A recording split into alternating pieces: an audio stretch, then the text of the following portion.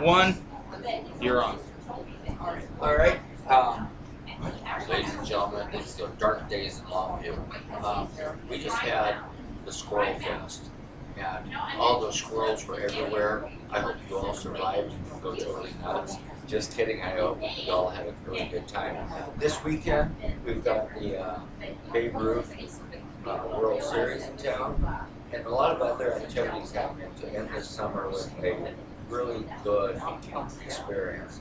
And the weather is actually cooperating, which is rare. But this is Feet on the Street, neighbor to neighbor, moment to moment, person to person, and I welcome you. And if you've got any exciting events, contact us on Facebook, Feet on the Street, or email us at feetonthestreet@hotmail.com. We are available. We want to know what's going on. And kudos to all the people that are making a difference in this town. We are so blessed with everybody that we share this community with through good times and bad times. And I'm drinking a bottle of water because some of you may recall I was against the water plant when I ran for office, but that's my personal gripe. Okay, gotta throw out my rocks. Speaking of special neighbors and friends, Craig, welcome to Feet on the Street. Thank you, appreciate it. This person is totally awesome, very genuine, and has a very loving heart. And I've had the privilege of knowing him for almost 2 years. We're getting close on that, but I've got to tell you, I've seen this man bend over backwards to help people and be there for them if they just needed to hear. So please, just appreciate the neighbors that you share life with, because it makes a difference. So Craig, would you like to, I would be really interested in knowing where you grew up and family. Well, I was born in Salem, Ohio. That's a little community of about 10,000 people, or it was, at least then it was, out in the country, farmland. I've got a lot of good memories from growing up and having a childhood back in cattle country, corn country, but out in the country. And lived there until we were 12. And then my dad applied for a job in Lockheed, the Lockheed plant. They were building, I think it was Gemini, some of the parts and so forth for the Gemini exploration in space. They needed machinists. So he applied for it. Lockheed moved us to California, lock, stock, and barrel. So from 12 to 17, I grew up in San Jose. So I went from a little country town of 10,000 to a city of about 1 million in the Santa Clara Valley. So, family, as far as my folks are still alive, and just celebrated, I think, 63 years of marriage, I believe. Are you serious? 63 years? Yeah. That is fantastic. I've got 3 sisters, a brother, and so that's basically family. All right, so from the time you were 12, what's your favorite memory growing up? Well, my favorite memory is actually earlier than 12. We lived where you got 4 seasons. You got to actually enjoy the weather. So when winter came, I have a lot of great Christmas memories, a lot of December memories. My parents were all out to make Christmas good for us kids. They were working jobs, and of course we didn't know it. And so a lot of stuff was handmade, hand-me-downs, and that type of stuff. But sledding, ice skating, playing in the woods. I like winter. I grew up with that winter, and I miss that, and I enjoy that. So those are my favorite real memories, I think. Just the effort that my folks went to give us a great Christmas, regardless of our status and circumstances, and just the area in which we live. I want to go back to a small town. We're planning on, we're researching, I think, sometime in the future, I don't know when, we want to go back to a small town, small setting, and go back to that type of lifestyle. So is Longview Kelso too big for you? Yeah. Yeah. I understand. It's grown way too big. We're looking for towns that are between 5,000 and 75,000. If I had my ideal world, I would be living in a cabin up in the mountains. That way I get my snow and I've got my trees. And I'm sorry, but I like nature. What was your favorite Christmas gift at that time period? Well, I think, that's an interesting question. I think it was a rifle. My dad was out of work. We didn't know if we were really going to have a Christmas. And he handmade a rifle out of wood. And he had a couple machines that he had bought over the years. So somehow, I don't know how he created it, but he made a rifle, made sure that he had something to play with. So each of the kids got a gift, and that still stands out to me. So I enjoyed that a lot. No, that's impressive. We used to play Cowboys and Indians all over that place. I mean, I had 3 or 4 key main friends, and it seems that at that time, we were growing up under Lone Ranger, Roy Rogers, all these wagon train, all of these westerns. Don't forget Rifleman. Rifleman, absolutely. Chuck Connors was one of my favorites. I loved him, yeah. And so we played Cowboys and Indians, or we played Army constantly. We didn't know what it was. I have never yet played a video game. I don't know what it is to sit at home and sit in the house. We were thrown out, sight, and told to stay out. Don't come back until dark, type deal. So we had to entertain ourselves. The way we did that was playing Cowboys and Indians, playing Army. A lot of woods around us, it was kind of like Mayberry, so it was very safe, a very nice environment. You didn't have to worry about anything. We would just go out there and take our guns. You know how it is as kids. Oh yeah, no, my folks were very strict. So you're gonna stay in the house. Your homework is done. You're going to either do some extra cleaning, or you're going to be outside and get some exercise. Yeah, because they live just around the corner from the hotel, just up West Calhoun. I'm not in the apartment very much, but we used to blaze trails in those fields and orchards that they have developed into houses now. It's kind of sad. We keep paving everything over. But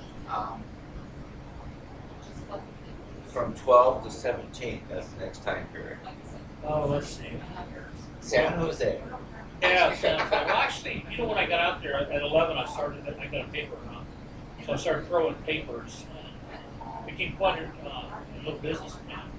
I went from 1 to 3 routes, paper routes. Started out on the bicycle, and then eventually, when I got old enough to get a permit and license for a motorcycle, then went to a truck. My dad had a pickup, so I did pretty well. Enjoyed that. And then at 17, for some reason, I just had a little bit of conflict at home, rebellion starting to set in, and dissatisfaction, and knowing a lot of what I wanted to do. You know how you are at 17. I decided that the best thing would be to go into the Marine Corps. So when I was 17, I went down and joined the Marine Corps. And spent 3 years in the Corps. I salute your service, sir. Thanks. I enjoyed it actually. My dad's a Marine. Yes. But 12 to 17 was pretty, nondescript. Mostly it was just going to junior high and then high school. I got to play a little football for a year and a half. And I went to a Christian school for a little while, a small school, a small team, not a lot of pickings. And so you got to play even if you weren't quite as good as everybody. And so I played that. And my appendix burst in the middle of 1 year, so that put me out for the rest of the year. But nothing really exciting or outstanding or anything during that period. But things started to change, of course, when I was 17. And I enjoyed it. Well, you brought the Marine Corps. What was your experience in the Marine Corps? Well, I It was a good experience. I joined, they sent me up there in San Jose, and they shipped me up to Oakland where you go through a battery of tests, physicals, all the stuff they do. All those physicals are memorable. Then they shipped me down to San Diego where I went to boot camp. And then from boot camp I got sent back to a helicopter squadron in North Carolina. So I was with HMH 261 for a while, and then I got overseas orders and got sent to a light anti-aircraft squadron over in Japan. So I did some time in Okinawa, Philippines, Japan. I was an S3 personnel, so I took care. My basic responsibility was to take care of the pilot's time and take care of their log, report their time. Their sorties, flights are called sorties. And so as they went out on different training sorties, training missions, each one of them, of course, had to qualify in certain airplanes, certain types of runs, sorties, whatever you want to call them. So I was responsible for record keeping. Plus, ended up being the training NCO, or non-commissioned officer for the squadron, and so I was responsible for training people. So I had a pretty good time. I have to admit that a couple of times it was a little rough. The deployments were hard. My first daughter, I didn't get to see her until she was about 6 months old. She was born while I was overseas. And then when I came back from overseas, I lost my pay record and my service record book. And without your pay record, you don't exist. So it was kind of a rough time in transition, trying to get paid and reestablish myself after that little incident.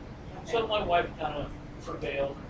We got out of the service at that time. But overall, I enjoyed it. I did. I was a member of 2 highly decorated units with a lot of history. One of the units just had come out of Vietnam. When I joined them, they came out of Vietnam, went to the Philippines, and I joined up with them there.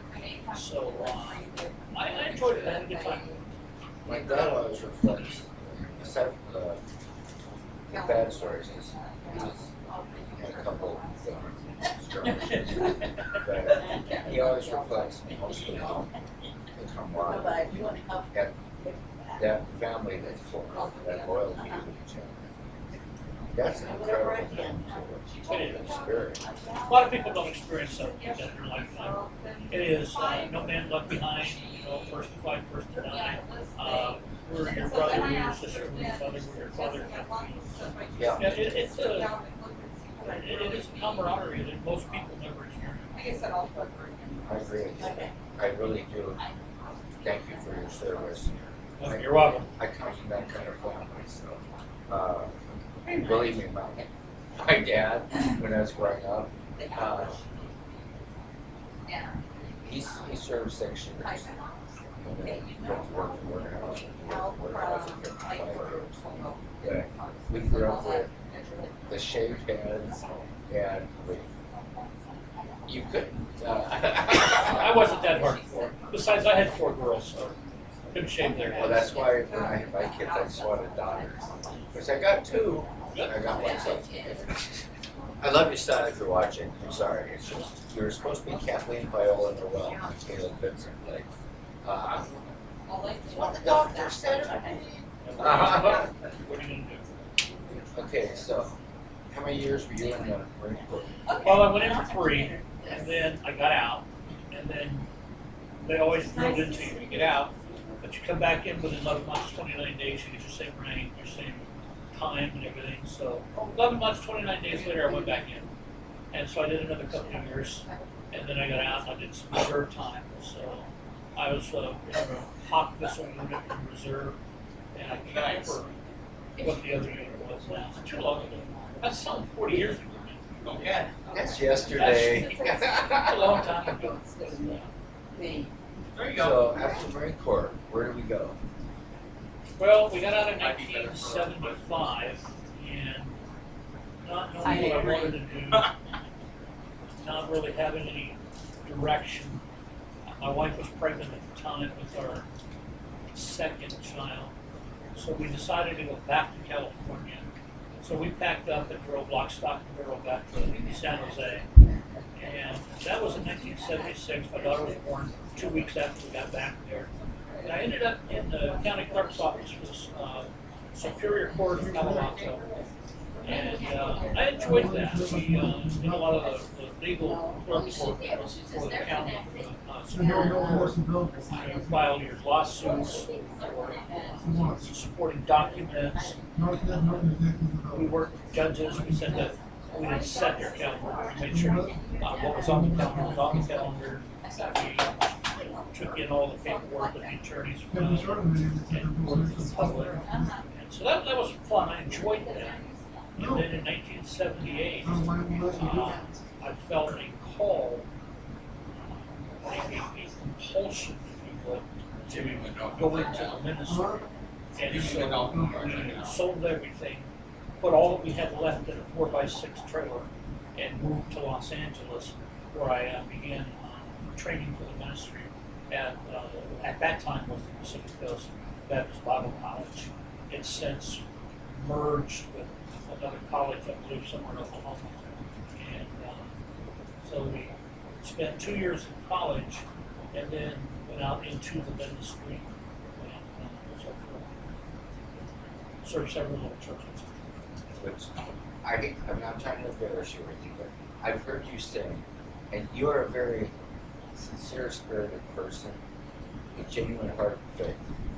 So, if you want to talk about your thing you're doing in your sermons, or how people can connect with you. Well, we're doing just a Bible study now. Right now, we're doing a Bible study weekly. And, But you were talking about sermons earlier. Well, I would like to be able to get those recorded. And I've had various opportunities. We had a church in Cedarville for a couple of years, and that was in paradise. That was probably the best place we've ever lived. And in retrospect, they say hindsight's 20/20. I still like to be there. But there I had a radio program, and that was nice. It was a great opportunity. This little church had begun. There was a fellow there who had grown up as a typical teenager, went through the typical rebellion stage, and then actually went further off the deep end, became drugged, got into the drug scene, just a bad life. And then eventually the Lord entered his life, intersected his life, saved him, transformed him. And he went off to college, and he got a degree, and came back to his little town and started this little church. The problem is he was he went to an extreme, ultra right wing, more than conservative. They're way over here, college, which made an imprint on him. And when he went back, he tried to bring that same philosophy to this little tiny town, this little cowboy town. And let me tell you, it didn't work. When you went, first of all, let me give you a little background on this. The town was called Cedarville, but it was in what was known as the Surprise Valley. And it was called the Surprise Valley because when the settlers went up this mountain, they broke off from the Oregon Trail, and they thought they could go over this mountain and be closer to the ocean. As they climbed, they got up about 6,000 feet. And then at the top, it widened down into a beautiful valley. And there's a valley about 7 miles long, or wide, and about 15 miles long, at 6,000 feet, which is extremely unusual. And so they were surprised by it, so they call it the Surprise Valley.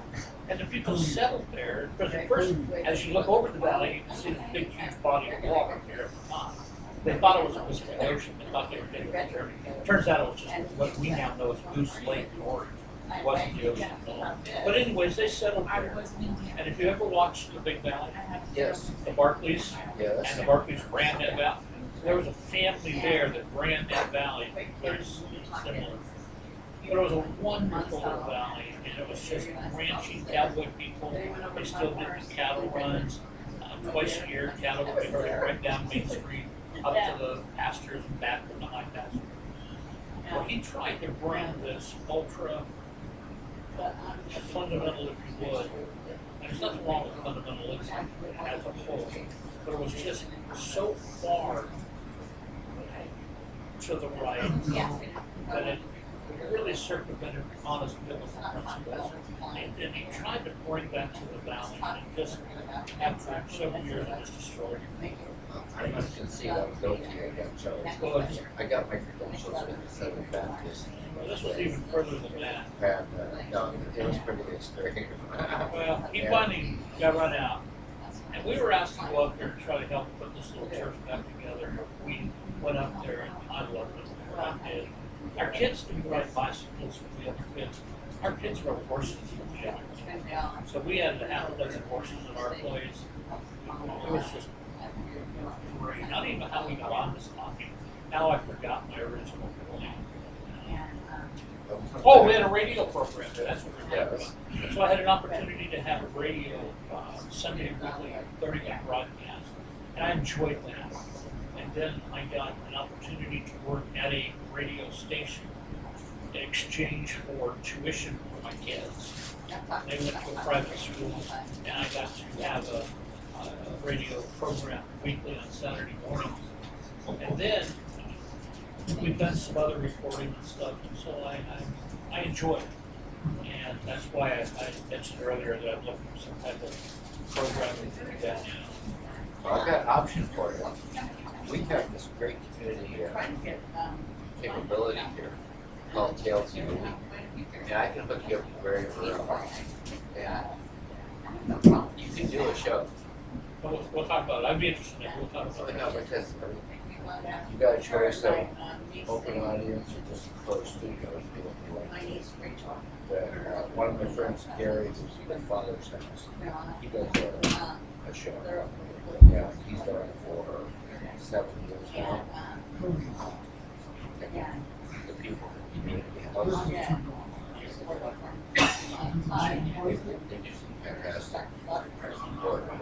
If you want that contact, I will give it to you. That'd be great. I will even call him directly and contact you if that's convenient. No, that'd be great. I appreciate that. So,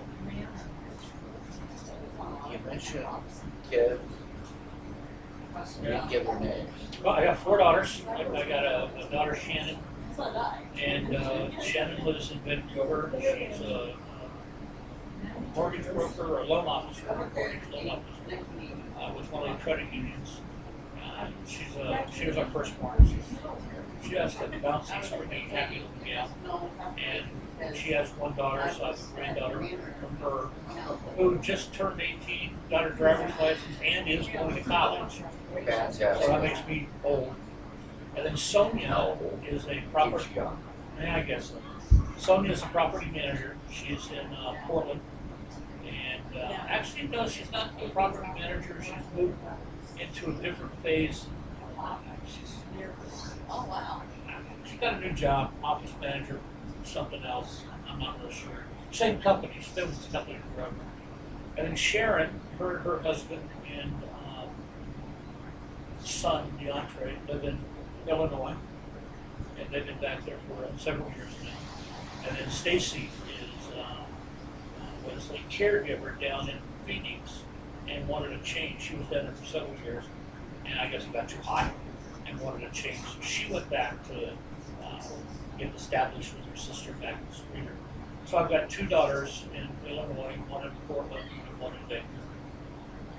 So you have to travel a lot.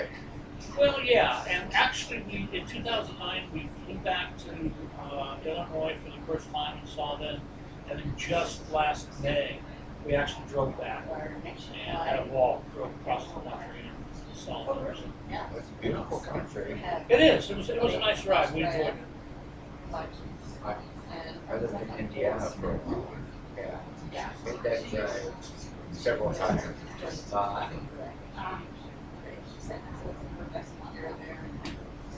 Changing gears here. We left off, you were in San Jose. Now you're here. Yeah. Tell us how long. Yeah. How'd I get here? How'd you get here? And what do you like about it? I'll throw the whole ball out. All right. Well, I told you in '78 we went to college. And when you grow up in one church for several years, and basically that's all you know. And so you think that they're right, and you don't really question a lot. Well, when I got to college, I discovered that when I began to study on my own and began to read and honestly examine the text to see what it truly said, I discovered that there were 3 or 4 points that my college and my home church had taught me that didn't line up with Scripture. And that troubled me. And in my second year, toward the end of the second year, actually at the end of it, I was charged with writing a paper, a term paper. I did, and they flunked me. And basically said, no, your position is not right, this is our position. And as I examined it, I knew I was right. And I knew from correct exegesis, letting the text speak for itself, looking at the grammar, looking at the historicity, looking at the culture. This is, I was right. So at the end of that 2 years, I thought it was best I could pull out of college. And that's when we got up to Cedarville, and after that 2-year period there, we moved to Reno, Nevada, where I regrouped and needed to get back and making some money and providing for my family and doing some stuff. But while I was in Reno, a friend of mine asked me, he said, look, I want to go over to Redding, which is a 4-hour drive. There's a college over there, but I've got this old huge gas hauled truck, which I knew he did, he was my friend. And he says, I can't afford to drive back and forth. If I paid your gas and your economic car, would you take a photograph? So, I don't know, we got it all set up and drove over to Redding and was touring the school with him and met the president and staff. And lo and behold, before the day was over, I was signed up for school. The president said, you need to finish your education, you need to come back here. They had buried dorms, they even had a buried apartment available. So I said, okay. So we moved to college there in Redding, Shasta Bible College, where I finished my college. I'm actually familiar with that school. Are you? Yes, Okay. I am. Well, I got a Bachelor of Arts from Shasta Bible College, and at the end, I was fixing to graduate. It was June of '89 or '88. I was about to graduate. And I didn't know what to do. I didn't know what my next step was. And one of the professors sat down with me and said, "What are you going to do?" I said, "I don't know." He goes, "Well, have you thought about seminary?" I thought, well, no, I really haven't thought about it. He said, "Why don't you think about it?" I said, "Okay." And he came back another time, we sat down and had a little bite to eat, and he said, "Hey," he says, "in my opinion, I think one of the best language courses, biblical languages, Greek and Hebrew, is in Tacoma, Washington. Why don't you consider going to seminary in Tacoma?" Washington, where is Washington? I had never even hardly heard of it, let alone Washington. I mean, I was in California all my life until we got to Nevada there and spent time in Nevada. So I thought about it and I said, okay, if something opens up, if there's an opportunity, we'll go up to the seminary. Well, the next day he comes and says, I've got you a house, I've got you a job. Want to go? Oh, that's a blessing. Well, it turns out that the Baptist Association that we were part of owned a camp up in Auburn, Washington. And they had a campground on a lake. They had their own lake campground facilities. And they had a brand new 3-bedroom, 2-story home. And my wife, if she would consent to be the camp cook, then they would give us a small salary and that house. All right. So we loaded up the U-Haul, and in, I think it was 1989, August of '89. We loaded up the U-Haul, put all 4 kids in the cab of that truck, and off we went. And we came across this Oregon Washington line, and it began pouring rain. We got into Tacoma, just pouring rain. We come out of the high desert, Nevada, where you might get that much in a year. We had more rain in 10 minutes than we'd seen in a year. They said we'd grow web feet and tell us we could get rusty and all that stuff. But we enrolled in seminary and moved into the campgrounds, was enjoying the place, and My wife was cooking, I got the kids involved, and as the campers would come in, she'd put on the meals. And somewhere in going into the second year seminary, a little church needed a fill-in and asked somebody who they might recommend or help them get a fill-in. Somebody said me.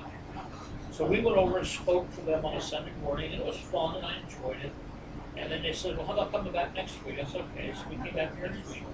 They said, well, we don't have anybody for next week. We'll have to come back next week. I said, okay. And so finally they said, look, we don't know what we're going to do here. We're really struggling. We had a problem. We had an internal moral issue. They had some, they actually had some child molestation in the church. Somebody got involved in the youth group. You know how it goes. So they were in real disarray and some problems. And they said, well, we're either going to close the doors or we'd like you to come there. I'm thinking, well, that's a real confident, opportunity. Well, they said, but here's the deal. We don't want a student. We want you to be full-time. We want you to apply yourself to this. And so I said, okay. So we considered it, prayed on it, thought on it, and accepted it. And so we took this little church of about 18 people and left seminary. That's what got me here to answer your question. Actually came up here to go to seminary and get out of here. I was going back to the high desert. I wanted to go back to that area. It was get the 3-year degree and go. We've been here since August of '89. I've got to ask you, what's your favorite Bible verse? What one do you rest upon? Well, for years, for most of my life, it was Psalm 3, 5, and 6, which is trust in the Lord with all your heart and not your understanding, but all your ways acknowledge Him and He'll direct your path. And quite recently, in fact, I haven't even memorized it, actually. I need to memorize it. But just recently, I came across, well, I've read it 100 times. You know how it sometimes you can read it a number of times, and all of a sudden, one time it really jumps into. Recently, Colossians 1:28-29 jumped out at me. And they basically Paul is saying, I give my energy, I give my strength to teach in order for you to become mature. And I need to memorize that because that's now become basically that's me. The reason I do what I do, the reason I love to teach is for your sake, for your maturity, for your growth. God gave pastors to the church for a reason. Christians don't come into the family and then become lone wolves. You need, ideally, and I know people will argue back and forth, there are such as but ideally, you need a mother and father to mature children. And I understand we have working moms, we have single moms, we have single dads, we have people struggling, we have broken homes. But ideally, it was intended for a mom and a dad to develop mature children. Well, that's the same thing as a body or a church. You can't be a lone wolf Christian out on your own. You need to be part of a body. And God gave gifted pastors to work in concert with people in order to fully mature them. And so that's now become my favorite verse, Colossians 1. I need to get that memorized now that I'm kind of switching gears. Well, no, that's quite all right. While we're on that side of the boat, though, you and I both know there's a lot of people currently struggling in this area. What would you say to them? It's a kind of question. Well, it's almost cliche. It's almost what I would say to them would be the absolute truth and the absolute answer, but it's rejected. Well, it's up to their ears how they. Yeah, How will you speak your heart? it is turn to the Lord. It is to forsake your own sin, forsake your own self, and turn to the Lord. The Lord asks a specific. He asks a very unique question. He says, "What will a man give for his own soul?" And people answer that question every day by their own lifestyle.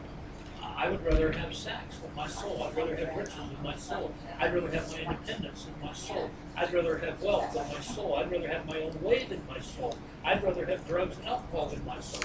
I'd rather have my absolute, complete autonomy than have my own soul. And so my answer to your question, and I can only answer you, my authority and my basis, my foundation, of course, is Scripture. So it would be give up your soul, give up all of those things, and turn to the Lord Jesus Christ and hold on to Him in order for Him to begin making you into what you ought to be and should be.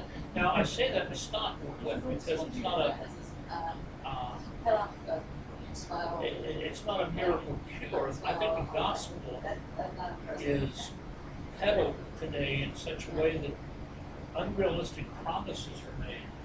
And when those promises aren't realized in people's lives, then they become angry and they become upset. That's when they walk away from the things. Isaiah 54:10. For the mountains may depart, the hills disappear, when my kindness shall not be abused, says the Lord who has mercy upon you. And that's true, but most people want both. See, they want their cake and their eat it too. You I'm ask, diabetic, I can't have cake. you ask the question that just has almost impossible. I know, I'm just trying to explore. That's fine. You got a sense of humor tonight? Oh, absolutely. It's You war. sure? Yeah. Okay, well, trivia question for you. How many animals did Moses take on the ark with him? Well, he took how many animals total? I have no clue. I know he took Sir? all Moses. He did. It was Exactly. Noah. I'm sorry. I just caught that's on to that one.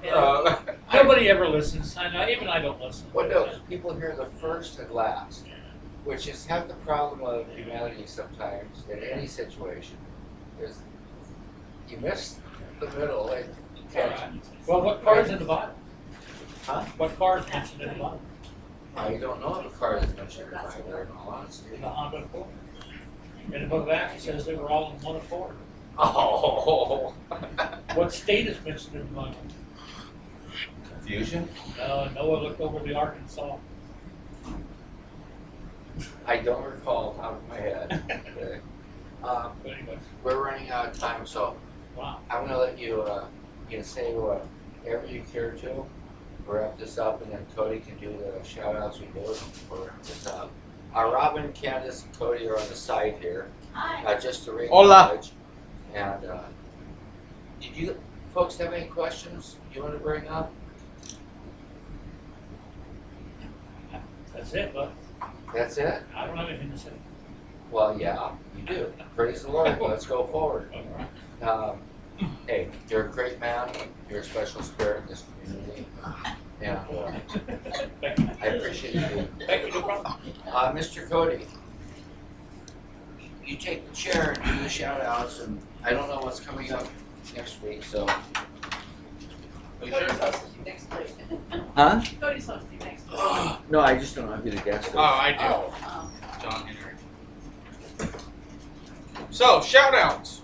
Ray Baker. He's right there. Oh. Dave from Germany. Anna Ricketts from Longview. Rachel from California. Escondido, California. Yes, Escondido. I was making sure I said that Sorry, right. Rachel. I was making sure I said that right. Did you mention Connie yet? Nope, I'm getting down to her. Okay. Elisa from Longview, well, Kelso. Aaron from Vader, Michael from North Dakota, Renee from New Hampshire, Connie from Cleveland, Connie from Winlock, Debbie from Vancouver, Christine from Longview, Darcy from Longview, Gail from Peachester, Australia, Vitalis from Kenya, Mar from Tacoma, Susan from England, Jamal from Africa, Stephen from Oregon, Rich from Seattle, TJ from the Midwest, and Lynn Gibson from Gibson Smith from Victoria, BC. Where's that? Where's Victoria, BC? Canada. Oh. Just north of here, dude. Just north. I don't know anywhere where it is. Well, Washington. We're at the bottom. You just go to the top. Just keep driving. Okay. Next week's guest is John Henry. He'll probably be back with more books for me to read. The host It's you. is me. You want a good burger, ice cream, or milkshake, come down to 1232 Commerce at Lynn's Ice Cream, Yogurt, and more. I think that's all the events coming up. Well, Oregon State Fair is coming up. Within a week before the next show. Yeah, yeah, it is. Oh, Oregon State Fair is coming up within this week before the next show. So, hey. why But not? hey, shop local, support our local people. Yes. Yeah. Say hi to Tall Cody, who's Hey, not as good looking as me. By the way, too, there's still those free concerts at the lake on Thursday night. Oh Don't yeah. forget that. No. They stopped them? Yep. Why did they stop those? I thought they had one more week to go. Yeah. Not the other day. All right, well, come down on Thursday night. We'll put on a show for you. There you go, sing and dance. I've got, If it's after 10 o'clock, it's a good show. Oh, I'll bring my accordion. oh. Yes, bring it. Huh? Yes, bring it. I will. It's a Russian accordion. Yeah, It was my great grandfather's. I know. It's an Lynn, is there any original horn. events coming up within the week for you? No. Okay. Fuck room Saturday. Oh, the Unique 10, where's that? That's on 15th, right? This Saturday. Yes, the Unique 10 is coming up this Saturday at 6? 6 o'clock. Is the car cruise. 6 o'clock, it's the cog And the cruise. trolley's gonna be in. Yep. Oh, and there's going to be a trolley in I'll there. be in it. The one from Oh, Skamaka. And Cody will be in it. Yep. And the one from Skamakaway. Yeah, we're gonna decorate back here at 4 o'clock and have it in the parade. Yep. Did you catch all that? Yes. All right. We need to be getting out of here. Yes. She's got No, I her don't food, have but- to. Hey, blessings to you all. I don't know when I'll see you next, but thank you for joining us. And to the people that are on the shout-out list, we still know you're watching and we appreciate it. Cause, Give us your name and whatnot, and we'll give you a shout out. again, Feed on the Street, hotmail.com, or Feed on the Street on Facebook. There you go. Ray will be back in 2 weeks. And YouTube. See you guys next week.